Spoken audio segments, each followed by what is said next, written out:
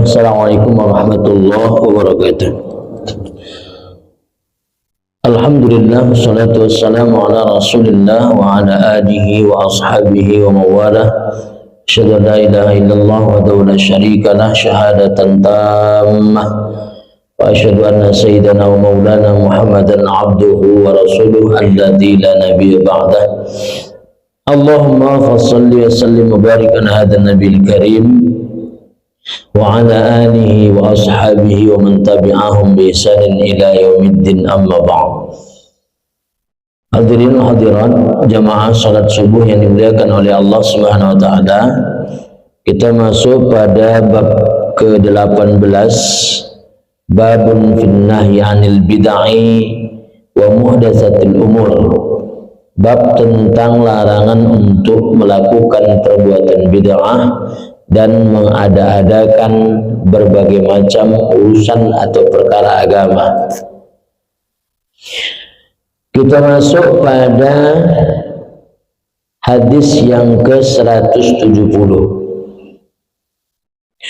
Wa an Jabir radhiyallahu anhu qala kana Rasulullah sallallahu alaihi wasallam idza khataba marrat 'ainahu wa 'ala sautuhu wastadda ghadabuhu hatta ka'annahu mundiru dayshin yaqulu sabbahakum wa massakum wa yaqul bu'ithu ana wa sa'atu kahataini wa yaqrinu baina usbu'aihi sababati wal wusta wa yaqulu amma ba'd fa inna khairal hadithi kitabullah wa khairal hadi hadyu Muhammadin sallallahu alaihi wasallam wa syarrul umuri muhdatsatuha wa kullu bid'atin dhalalah thumma yaqulu ana aula bi kulli mu'minin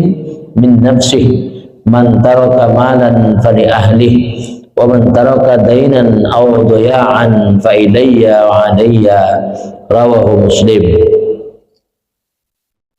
Hadis yang ke-170 dari Jabir radhiyallahu anhu, ia telah berkata, pada masa yang lalu ketika Rasulullah sallallahu alaihi wasallam berkhutbah,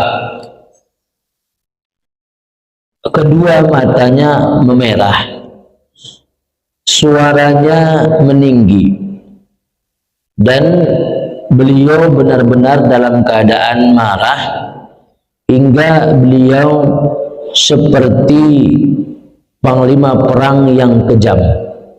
Kemudian beliau bersabda,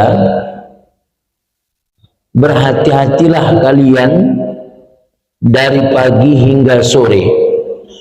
Kemudian beliau menyatakan, aku diutus sedangkan hari kiamat dekatnya seperti dua jari ini. Beliau mendekatkan jari telunjuk dengan jari tengah. Kemudian beliau bersabda, amma ba'du, maka sesungguhnya sebaik-baik perkataan adalah kitabullah, dan sebaik-baik petunjuk adalah petunjuk Muhammad sallallahu alaihi wasallam. Sedangkan seburuk-buruk perkara adalah perkara yang diada-adakan, dan setiap bid'ah adalah dhalalah. Kemudian beliau bersabda, aku adalah orang yang paling utama dari setiap mukmin walaupun dari dirinya sendiri. Barang siapa yang meninggalkan harta, maka itu untuk ahli keluarganya, dan barang siapa yang meninggalkan hutang atau meninggalkan orang yang disia-siakan, maka akulah yang menjadi walinya dan dia menjadi tanggunganku. Diriwayatkan oleh Imam Muslim. Dalam hadis ini banyak nasihat dari Rasulullah sallallahu alaihi wasallam.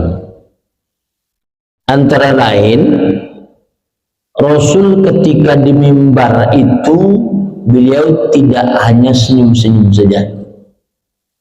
Jadi ada menyatakan Rasul tidak pernah marah, tidak juga.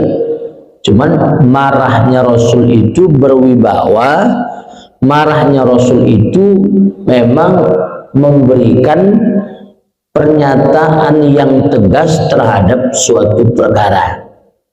Itu marahnya Rasul. Sehingga digambarkan di dalam kitab ini, dalam hadis ini, ihmarrat ainahu, benar-benar merah matanya, wa ala sautuhu, meninggi suaranya, washtadda khatbuhu, dan seakan-akan beliau benar-benar marah, hatta ka'annahu min dirdishin, hingga beliau seperti panglima perang yang kejam. Ini marahnya Rasul ketika memberitahukan kepada umat harus berhati-hati, sabbahakum wa massakum, berhati-hatilah kalian terhadap perkara apa saja yang bisa melunturkan akidah. Berhati-hatilah kalian dari subuh sampai sore hari terhadap musuh yang selalu menyerang kalian. Karena musuh kita ini banyak, tak sadar. Ada musuh dalam selimut, ada. Keluarga pun kadang-kadang bisa jadi musuh. Seorang suami yang mau bertakwa kepada Allah Subhanahu wa taala, ternyata istrinya tak nyambut. Nah, ini jadi musuh. Atau sebaliknya, istri mau bertakwa kepada Allah, suaminya tak nyambut. Ada yang model begitu, ada. Istrinya udah bertobat, pakailah kerudung, pakailah jilbab, keluar rumah, lakinya marah, halah, macam nenek-nenek kau tengok kau, udah biasa aja nampak. Nah, gitu dia. Ada. Istrinya udah tahu, dia tengok-tengoknya mungkin YouTube, tengok-tengoknya Google, ternyata auratnya begini-begini tak boleh nampak. Ngomong dia sama lakinya, halah, macam nenek kau nampak, kau tahu sah, biasa aja lah. Nanti kau disebut teroris pula, teroris lagi yang salah. Ini kacau. Jadi banyak hal. Jadi musuh itu banyak. Dari keluarga pun bisa jadi musuh. Karena ini sampai ke akhirat. Seorang anak yang tidak dididik oleh orang tuanya, nanti dia menuntut juga di akhirat. Ini ayahku, ini makku dulu ketika di dunia tak pernah dia mengajak aku ibadah, tak pernah menasihati aku. Ya Allah, kalau aku kau tetapkan masuk ke dalam neraka, maka aku minta kedua orang tuaku juga masukkan ke dalam neraka. Tak ada lagi istilah berkawan-kawan lagi, sudah saling menuduh. Kenapa? Karena luar biasanya azab yang diberikan oleh Allah nanti di akhirat. Jadi Rasul mengatakan, sabbahakum wa massakum, berhati-hatilah kalian dari subuh sampai sore. Dari subuh sampai sore ini maknanya adalah itlaqul juz'i wa iradatul kulli. Menyebutkan dari pagi sampai sore, maksudnya berhati-hatilah kalian setiap hari. Karena kan kalau berhati-hati dari pagi sampai sore, malam berarti kan tidak, artinya malam ya udah biasalah, bukan begitu maksudnya.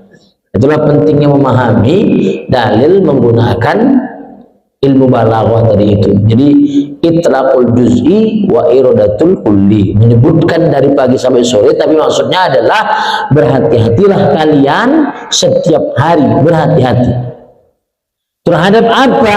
Terhadap musuh kalian. Siapa musuh?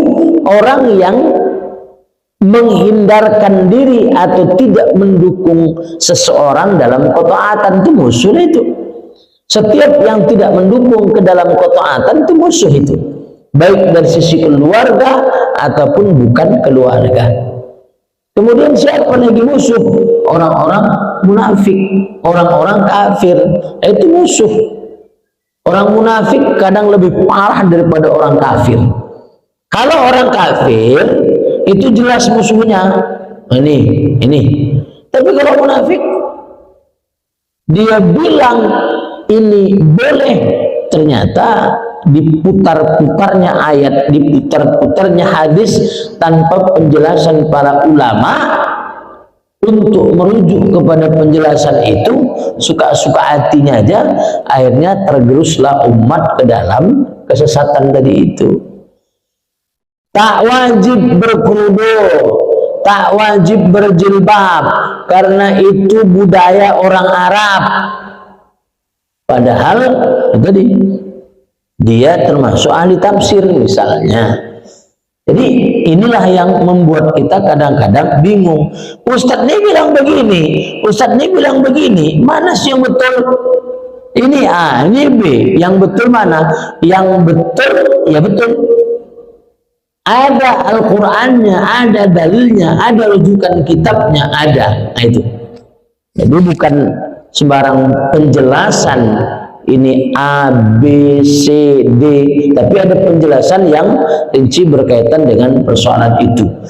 Persoalan khilafiyah atau berbeda pendapat di kalangan para ulama itu biasa saja menyikapinya. Sehingga Rasulullah SAW dalam kalimat sahabahakum wa masakum itu bukan menjelaskan berhati-hatilah kalian terhadap khilafiyah, bukan. Tetapi berhati-hatilah tergerusnya iman kita dari rongrongan orang munafik atau serangan orang-orang kafir. Itu makna sabahakum wa masakum. Dan termasuk juga berhati-hatilah kalian setiap hari terhadap setan yang selalu menggoda. Ada aja kan, karena setan itu tak pernah tinggal diam, selalu melakukan bisikan-bisikannya kepada manusia untuk bisa menjerumuskan kita sebagai kawannya nanti masuk ke dalam api neraka. Itulah yang dimaksudkan setan, supaya dia bisa mendapatkan kawan yang banyak di neraka nanti. Kemudian Rasul mengatakan yang kedua, bu'ithu ana wasa'atu kahataini. Aku diutus sedangkan hari kiamat dekatnya seperti ini, kata Rasul. Jadi kiamat itu dekat sudah. Zaman Nabi mengatakan kahataini, zaman Nabi 1400 tahun yang silam. Sekarang yang lebih parah lagi. Kalau dulu Rasul begini ya, sekarang udah begini, udah gempet, udah dekat kali udah kiamat tuh. Orang Nabi dulu mendekatkan antara jari telunjuk dan jari tengahnya, mendekatkan. Nah itu. Sekarang kurasa sudah lengket nih, sudah banyak sekali tanda-tandanya. Tinggal tanda-tanda yang besar saja. Wallahu alam berkaitan dengan persoalan Dajjal. Ini ada khilafiyah, debatable. Ada yang mengatakan Dajjal itu TV kalau dulu ya. Ada yang bilang, saya dengar TV itu Dajjal dulu. Sekarang lebih dekat lagi. Kalau dulu tak dibawa-bawa TV, sekarang handphone. Saya dikantongi Dajjal itu handphone. Ada yang bilang gitu. Ada yang bilang begitu. Ya, tetapi penjelasan Dajjal nanti di berbagai hadis ada yang dalam bentuk orang dengan tanda-tanda tertentu, ada yang bentuknya pemahaman dengan pemahaman tertentu. Paling dua itu diwaspadai. Kalau misalnya handphone dan TV ini kan alat saja, kita yang bisa mengendalikan apakah kita bisa mengendalikan atau tidak. Tapi kalau dalam bentuk fisik memang di luar itu. Fisiknya ada, dalam hadis disebutkan ada.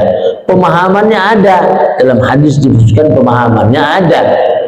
Pemahamannya tentu menjerumuskan orang untuk tidak beriman kepada Allah, atau bahkan Dajjal itu mengaku dirinya Tuhan dalam wujud yang berbeda-beda. Ini nanti silakan dilihat di beberapa penjelasan para ulama berkaitan dengan persoalan Dajjal. Nah, ini banyak sekali penjelasannya. Itu termasuk tanda-tanda hari kiamat. Berlomba-lombanya orang dalam kehidupan dunia. Itu juga kan. Tengok negara-negara Arab di Timur Tengah itu. Wow. Berlomba-lomba membuat menara tertinggi di dunia. Ada menara Khalifah, nanti muncul lagi menara ini, buat lagi yang lain, buat lagi yang lain. Semakin banyak uang yang digelontorkan dananya hanya untuk persaingan pembangunan dalam kehidupan dunia. Apakah terpikir mereka untuk membantu saudara-saudaranya, misalnya di Palestina? Indonesia yang banyak bantu. Allah alam bisawab. Tapi di berbagai penjelasan saya lihat banyak Indonesia yang bantu malah orang Arab Allah alam bisawab. Padahal duitnya luar biasa. Dan di beberapa tempat-tempat yang lain yang sebetulnya harus dibantu, tetapi dana itu digunakan untuk bermegah-megahan. Termasuk juga tanda yang besar nanti akan keluar apa yang disebut dengan Ya'juj Ma'juj. Ada yang mengatakan sudah keluar dalam bentuk pasukan Mongol, pasukan Tartar di masa yang lalu. Ada yang mengatakan belum. Ada yang mengatakan nanti akan keluar satu makhluk begini. Ada yang mengatakan dulu sudah keluar. Nah, ini terjadi debatable, terjadi khilafiyah di antara para ulama. Nanti juga Islam akan menguasai seluruh dunia, karena Islam belum pernah menguasai seluruh dunia. 2/3 dunia pernah dikuasai oleh umat Islam, tetapi dalam hadis Nabi disebutkan tidak akan terjadi hari kiamat kecuali 2 kota akan dikuasai oleh umat Islam. Yang pertama kota Konstantinopel, yang kedua adalah kota Roma. Konstantinopel Turki sebagai pusat peradaban Romawi di masa yang lalu telah ditaklukkan oleh Sultan Muhammad Al-Fatih. Tetapi Roma itu sampai sekarang yang menjadi pusat peradaban Kristenisasi itu belum ditaklukkan. Bagaimana ceritanya? Nah, kita lihat aja lah di masa akan datang ini. Jadi banyak lagi tanda-tanda kiamat itu sudah ada dan banyak yang belum juga. Karena itu Rasul mengatakan dekat, tunggu aja lah. Kalau kiamat kecil kan sudah, kiamat kecil itu kematian, tinggal kiamat besar saja yang kita tunggu. Kemudian Rasul menyebutkan, amma ba'du fa innal khairal hadisi kitabullah, maka sesungguhnya sebaik-baik perkataan adalah Al-Quran. Nah itu sekarang mau di tukang-tukangi orang itu pula. Al-Quran ini kan bukan karangan ilmiah. Kalau Al-Quran disebut karangan ilmiah dulu betul, sekarang bisa jadi ada teori-teori yang salah. Itu kalau karangan ilmiah. Makanya orang mengatakan Al-Quran ini betul-betul karangan ilmiah. Oh, tunggu dulu, apa maksud mereka dengan mengatakan Al-Quran karangan ilmiah ini? Kalau karangan ilmiah, pendapat ilmiah bisa jadi dulu betul, tapi di masa yang akan datang satu saat karangan ilmiah atau pendapat ilmiah itu bisa salah. Contoh, dulu awal-awal orang mengatakan makhluk hidup berasal dari makhluk hidup, kemudian disalahkan oleh pendapat yang lain, makhluk hidup berasal dari makhluk mati. Muncul lagi pendapat benda terkecil adalah atom, kemudian disalahkan menjadi benda terkecil adalah proton atau neutron. Nah itu disalahkan, neutron atau proton itu disalahkan. Jadi Al-Quran bukan karangan ilmiah, bukan. Al-Quran itu wahyu Allah yang senantiasa terjaga kebenarannya. Itu saja. Hati-hati dengan apa yang mereka ucapkan. Kadang-kadang kita tak ngerti apa yang mereka ucapkan, kita pun ikut-ikutan. Al-Quran ini betul-betul karangan ilmiah. Oh iya betul, memang ilmiah betul Al-Quran ini. Oh, hati-hati. Kenapa? Maksud mereka dengan karangan ilmiah itu adalah dulu Al-Quran itu betul, di masa yang akan datang bisa jadi Al-Quran tidak benar. Wah itu hati-hati deh. Kenapa? Karena begitulah karangan ilmiah atau pendapat ilmiah. Sedangkan Al-Quran dari dulu sampai sekarang tidak pernah salah. Maka Rasul menyatakan fa innal khairal hadisi kitabullah, Sesungguhnya sebaik-baik perkataan adalah kitabullah. Kenapa? Kitabullah tidak pernah sedikit pun diragukan tentang kebenarannya. Cuma persoalannya kadang-kadang umat Islam diragu. Banyak hukum-hukum dalam Al-Quran itu kenapa tak diterapkan? Tak sesuai dengan zaman. Apa yang tak sesuai dengan zaman? Az-zaniyatu waz-zani fajlidu kulla wahidin minhuma mi'ata jaldah. Pezina perempuan dan pezina laki-laki, kalau mereka melakukan perzinahan, cambuk mereka 100 kali. Kalau belum pernah menikah melakukan zina, cambuk. Benar apa tidak Al-Quran ini? Ada mengatakan itu kan dulu. Siapa bilang Al-Quran itu untuk zaman dulu saja? Al-Quran juga untuk zaman akan datang. Kalau betul Al-Quran hanya untuk zaman dulu, berarti Al-Quran benarnya cuma dulu. Beda itu kan di Arab, berarti Al-Quran benarnya cuma di Arab, tidak benar di Indonesia. Ini kan aneh-aneh aja ini. Ya kan?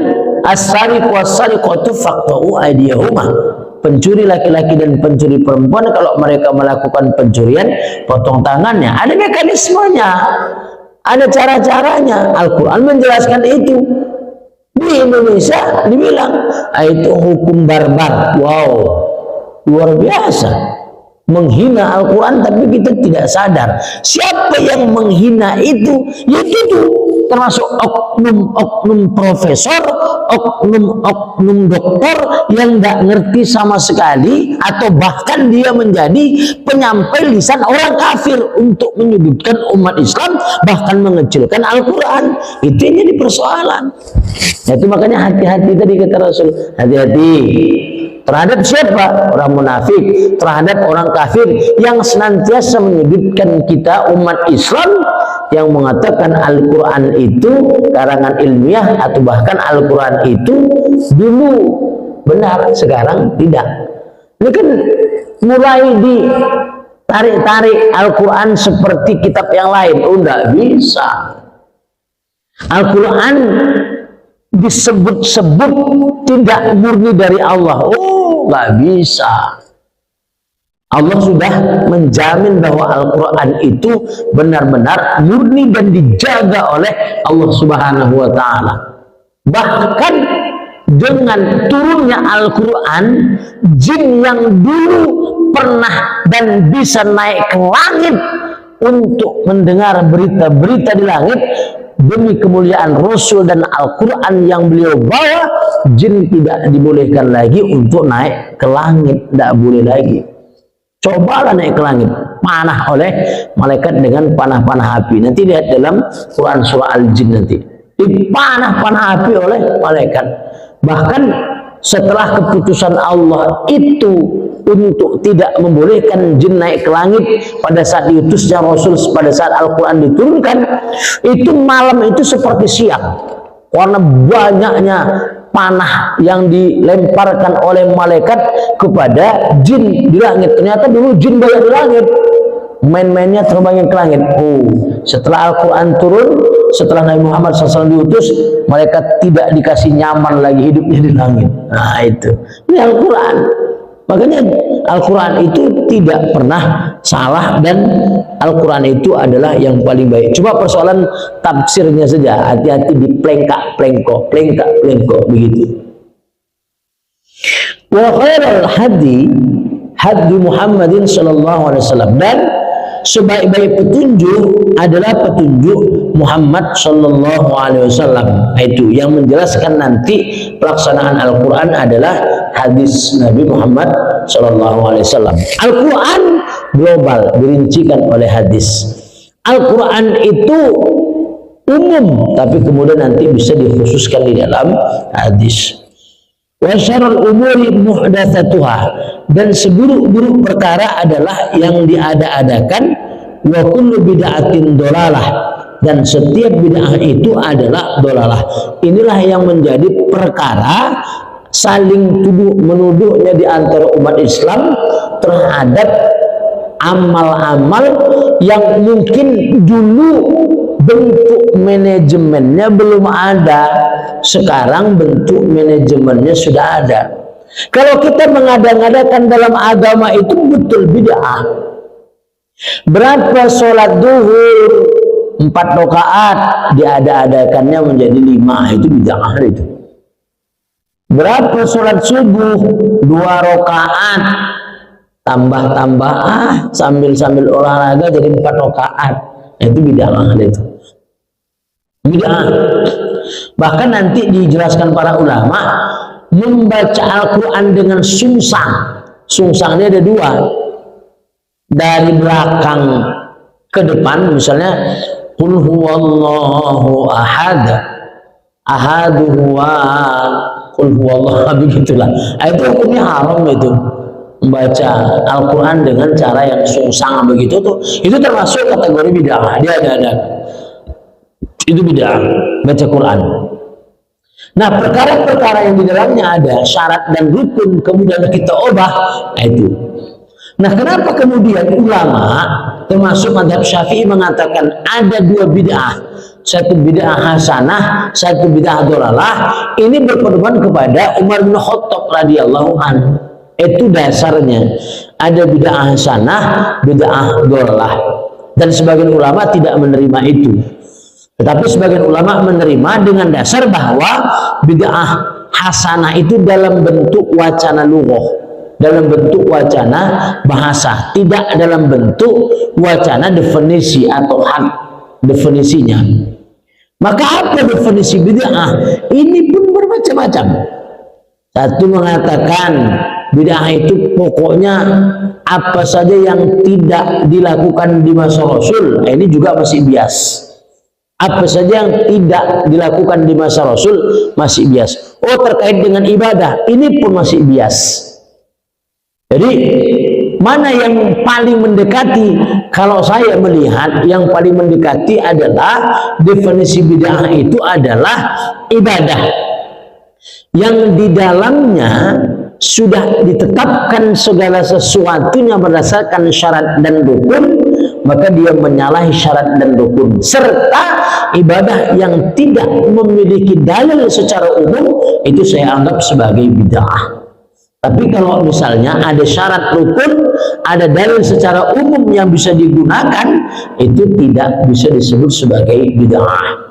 Gitu, misalnya wirid, ada yang mengatakan oh itu tidak dibuat di zaman Nabi. Saya berpendapat wirid itu termasuk manajemen saja. Sama dengan misalnya di zaman Nabi tidak ada sekolah SD 6 tahun, sanawiyah 3 tahun, aliyah 3 tahun. Berarti sekolah dengan 6 tahun itu bid'ah, sanawiyah 3 tahun itu bid'ah. Oh, ini kan perkara ibadah. Siapa bilang menuntut ilmu tidak ibadah? Dari mana menuntut ilmu tidak ibadah? Ibtidaiyah itu menuntut ilmu ibadah, sanawiyah itu menuntut ilmu ibadah, aliyah kuliah itu pun dengan niat menuntut ilmu itu termasuk dalam kategori ibadah. S1 4 tahun, S2 2 tahun, S3 2 tahun, kan gitu. Nah, ini berarti bid'ah. Kalau dasarnya apa saja yang tidak dibuat Nabi itu bid'ah, berarti manajemen di dalam sekolah yang dilakukan sekarang semuanya bid'ah. Kalau itu dasarnya. Makanya saya bilang tadi, definisinya masih bias. Ini dalam perkara ibadah. Loh, menuntut ilmu juga ibadah. Makanya wirid itu adalah manajemen mingguan. Yuk kita kumpul-kumpul, ayo. Manajemennya apa? Mingguan. Apa yang kita baca? Kalau yang dibacanya dalam dalam wirid itu misalnya kitab selain Islam, entah kitab apa, atau misalnya nyanyi-nyanyi Jawa, nyanyi-nyanyi Melayu, itu entahlah ya kan.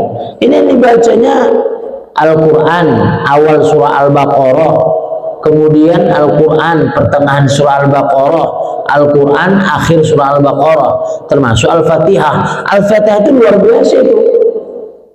Jadi surah Al-Fatihah itu di dalam hadis Nabi itu, barang siapa yang menginginkan hajat sesuatu kemudian membaca surah Al-Fatihah, maka Allah tidak menolak doa orang tersebut dengan surah Al-Fatihah. Nanti lihat dalam hadis-hadisnya, dalam fadilah surah Al-Fatihah di kitab tafsir Imam At-Tabari atau Imam Ibnu Katsir. Nah, bahkan ada satu riwayat Imam Ibnu Taimiyah ketika beliau diminta untuk mendoakan pasukan kaum muslimin berperang melawan pasukan Tartar atau Mongol. Saat itu Imam Ibnu Taimiyah mengajak tentara untuk bersama-sama membacakan suratul Fatihah pada hari Jumat ba'da subuh sampai zuhur, nggak baca apa-apa, cuma surah Al-Fatihah aja. A'udzubillahi minasyaitonirrajim. Bismillahirrahmanirrahim. Alhamdulillahirabbil alamin arrahmanirrahim yaumiddin sampai terakhir selesai, sampai menjelang Jumat baru selesai. Setelah Jumat barulah diadakan penyerangan dan kaum muslimin menang. Kenapa? Surah Al-Fatihah dibaca ribuan kali. Untuk apa? Untuk minta kepada Allah supaya kaum muslimin dimenangkan dalam jihad tersebut. Jadi bacanya surah Al-Fatihah. Anak demam. Jadi kalau misalnya bapak-bapak, ibu-ibu yang dimuliakan oleh Allah minta air sama orang tua, apa yang dibacanya? Fatihah itu.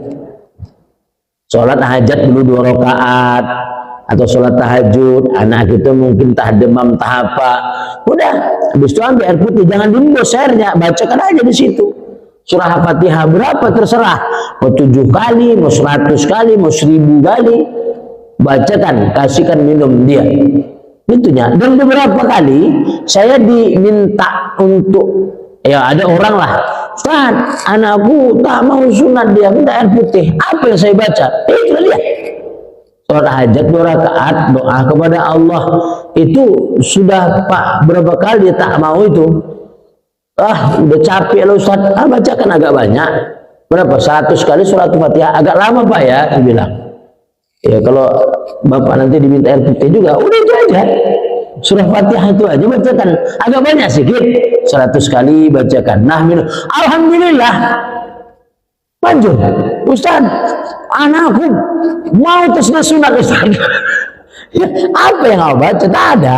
Ini rahasia ya, kita jangan tahu ya, orang lain jangan tahu. Itu aja dibaca, betul, ya, betul. 100 kali. Ya kalau misalnya perkaranya agak panjang, bentar ya. Pikir orang tua berzikir kali dalam kelambu itu kan. Surat Fatihah dibaca, memang banyak 100 kali. Ya betul lah huruf-hurufnya, janganlah salah. Nanti ke mana-mana ya tak manjur. Bismillahirrahmanirrahim. Alhamdulillahirabbil alamin arrahmanirrahim. Itu kalau orang Jawa bilang rahimu lah. Jangan salah hurufnya, paskanlah hurufnya. Bismillahirrahmanirrahim. Alhamdulillahirabbil alamin. Agak lama, kalau 100 bisa hampir 1 jam lebih kan. Inilah Pak, saya bilang. Ya, ulama-ulama itu begitu itu. Kenapa? Imam Ibnu Taimiyah juga melakukan itu. Para ulama dulu juga melakukan itu. Kalau mereka punya hajat, itu doa dia kepada Allah, bacakan surah Al-Fatihah sampai 100 sampai 1000 kali dia berdoa kepada Allah. Tak bangkit-bangkit itu sampai subuh, sampai zuhur. Kemudian ada apa namanya air putih itu juga nanti dalam kitab Imam Bukhari juga dijelaskan. Boleh menggunakan wasilah air putih itu, boleh. Jangan diembus, tapi makruh mengembusnya itu. Jangan diembus. Ya udah dibacakan, dibuka aja botolnya, bacakan, udah minumkan. Insya Allah mudah-mudahan berkah surah Al-Fatihah itu menenangkan air dan kemudian bisa diminum oleh orang yang membutuhkan tadi itu. Nah, itu. Jadi itu tidak bid'ah dan termasuk tadi itu ya, itu. Kalau tahlil 1 hari, 2 hari, 3 hari, kalau itu hanya untuk manajemen saja tidak bid'ah. Tapi kalau dia ngomongnya begini, kalau tak diadakan 7 hari ini tak berkah hidup kami, itu bid'ah itu. Jangan begitu ngomongnya. Ya 7 hari ini untuk apa? Untuk berdoa saja, manajemen. Nah itu tak pas, sekalipun harinya tak apa-apa. Lewat 1 hari, 8 hari tak ada masalah. Ya nggak apa-apa kan? Lewat aja. Ini kan persoalan manajemen saja, bukan ada berkah pada manajemen hari-hari itu, tidak. Ini persoalan mengatur saja yang sudah menjadi kebiasaan manajemen itu dalam masyarakat. Contoh nih, orang buat SD 6 tahun, kita buat SD 10 tahun, kan terkejut orang. Pula itu aneh-aneh aja itu. Orang buat SD 6 tahun, dia 10 tahun, atau buat SD 6 tahun datang dia 4 tahun, aneh-aneh aja. Orang buat SD 6 tahun dan 4 tahun, kan dimarahi orang awak. agak ganjel sedikit. Ya, sama dengan itu, orang 1 hari, 2 hari, 3 hari, 7 hari, ada yang 25 hari. Nanti walaupun ada ya asarnya Umar bin Khattab yang menyatakan hari-hari itu, nanti dalam kitab Imam Nawawi Al-Bantani itu dijelaskan. Tetapi hari-hari itu adalah manajemen, kita maksudkan untuk manajemen saja, tidak masalah, tidak apa-apa. 25 hari, 40 hari, 100 hari. Cuman ingat, jangan ada yang berniat pada hari-hari itu ada berkahnya, bukan. Ini persoalan manajemen saja. Sudah selesai. Karena khawatir kita nanti, gitu kan? Khawatir apa? Khawatir bahwa pada hari-hari itu seolah-olah sakral betul. Pokoknya kalau enggak 40 hari berdosa kita. Siapa bilang berdosa? Enggak.